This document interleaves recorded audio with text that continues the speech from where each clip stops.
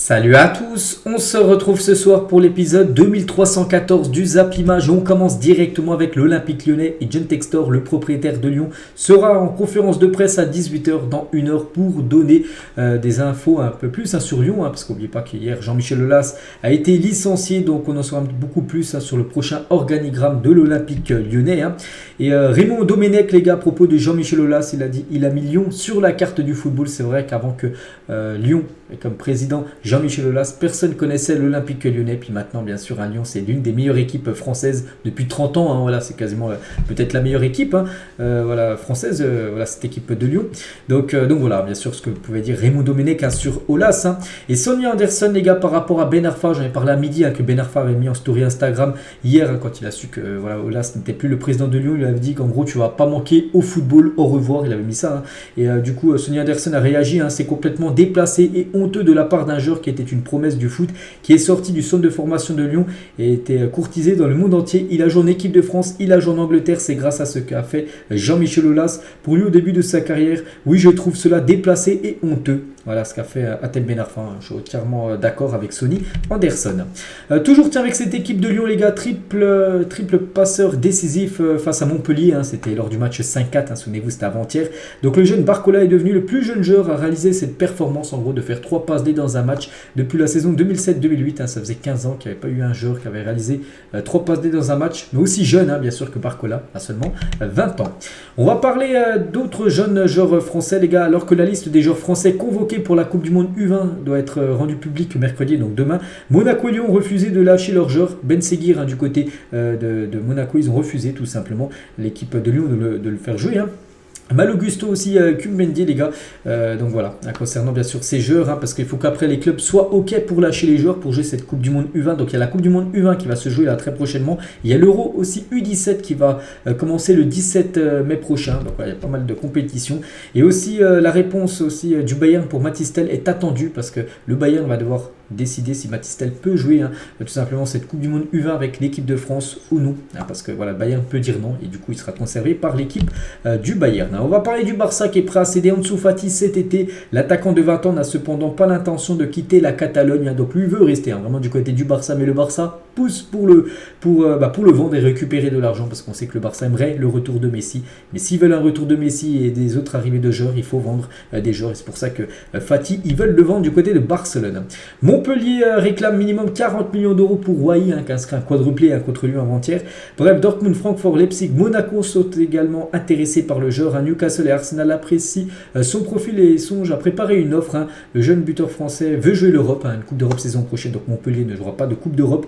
Donc après Montpellier, pour récupérer beaucoup d'argent, 40 millions d'euros, s'il venait de vendu, on peut voir toutes les équipes comme intéressées bien sûr par le jeune pépite Montpellier-Rennes. On va parler de Rodrigo, les gars. La maison de Rodrigo a été cambriolée lors de la finale de la Coupe du Roi, en plus où il a été meilleur joueur du match. Il a inscrit les 2 buts côté Real Madrid, et pendant ce temps-là, Madrid, vu que la finale se joue à Séville, il se faisait cambrioler. Un employé de la sécurité privée à domicile a alors appelé la police qui a trouvé plusieurs pièces cambriolées. L'enquête se poursuit pour retrouver les auteurs de ce cambriolage. On va parler d'un autre joueur du Real Madrid. Bon, lui joue beaucoup moins que Rodrigo, c'est Eden Hazard. Il a 32 ans actuellement, Hazard envisage sérieusement prendre sa retraite l'année prochaine en 2024. Donc là, il a encore un contrat du côté du Real. L'année prochaine, ce sera la fin de son contrat en juin 2024. Et pas sûr qu'il retrouve un nouveau club. De toute façon, le Real ne va pas le garder, vu qu'il joue plus du tout. En plus, il gagne trop d'argent. Bref, donc après, soit il ira dans un autre club, ou soit peut-être prendre sa retraite. Il pourrait déjà prendre sa retraite à 32 ans, peut-être 33 l'année prochaine.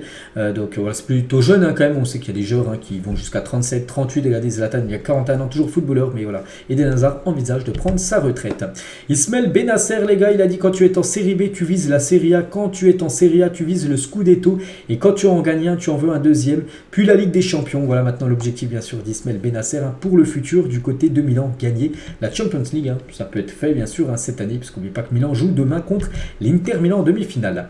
Il y a 6 ans, jour pour jour, l'AS Monaco se déplace à Turin en demi-finale de Ligue des Champions pour y affronter la Juventus. Mbappé avait marqué et devenait le plus jeune buteur de l'histoire de la Ligue des Champions au stade des demi-finales. Le parcours de l'AS Monaco s'arrêtait là après une phase finale historique où le club a successivement disposé de Manchester City et de Dortmund grâce à sa génération doré, on peut dire. Donc voilà, il y a 6 ans, les gars, c'est la fin de l'aventure, on va dire, de Monaco en Ligue des Champions. Mais bon, ils avaient atteint quand même les demi-finales, cette équipe monégasque, où il y avait Falcao, il y avait Bernardo Silva, il y avait Bakayoko, il y avait Djibril, je sais plus comment, Sidibé, voilà, je cherchais son nom, ou bien sûr Kylian Mbappé.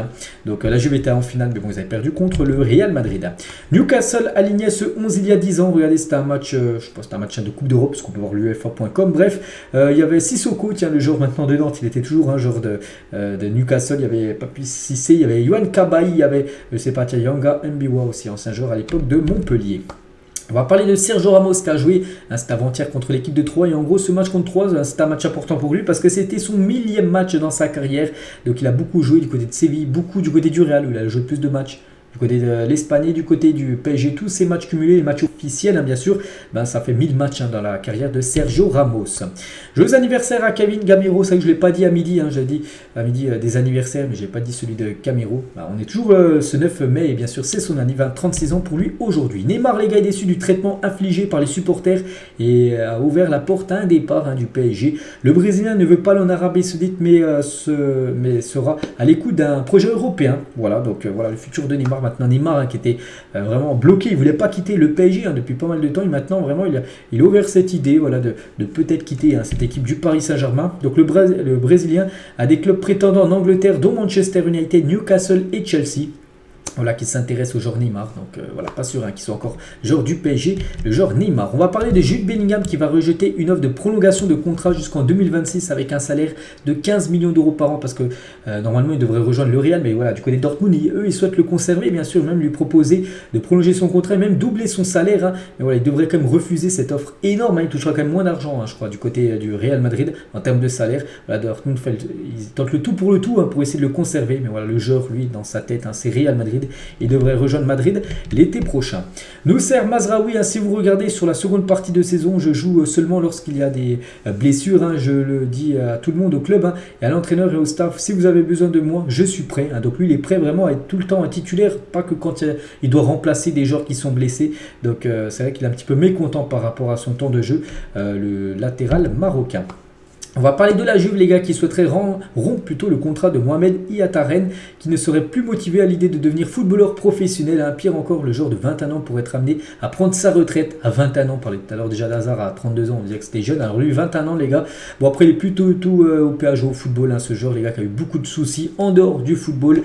Donc voilà, c'est dommage parce que c'est un ancien joueur de l'Ajax, puis il était très bon, tout ça, il montrait vraiment de bonnes choses, mais voilà, il ne se concentre pas du tout. Il pense à d'autres choses que le football. Et du coup, le foot pourrait s'éloigner, on va dire, de sa tête, et il pourrait prendre sa retraite.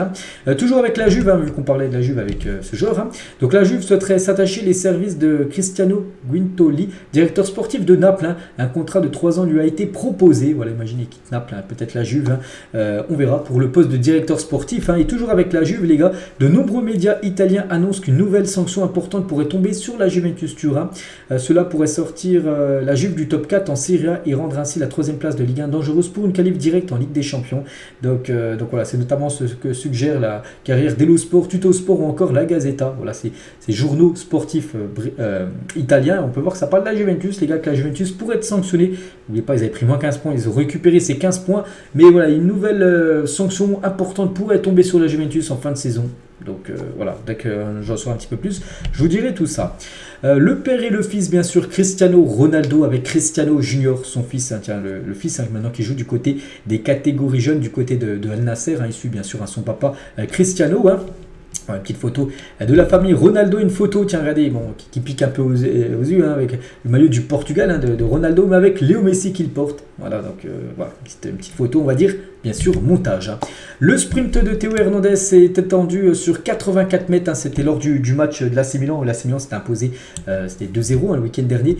Donc en gros, il a pris le ballon dans sa surface, il a tracé tout le terrain, en gros, il est parti marquer un magnifique but, 84 mètres, il a avancé quand même sur le terrain pour marquer ce sublime but, Théo Hernandez.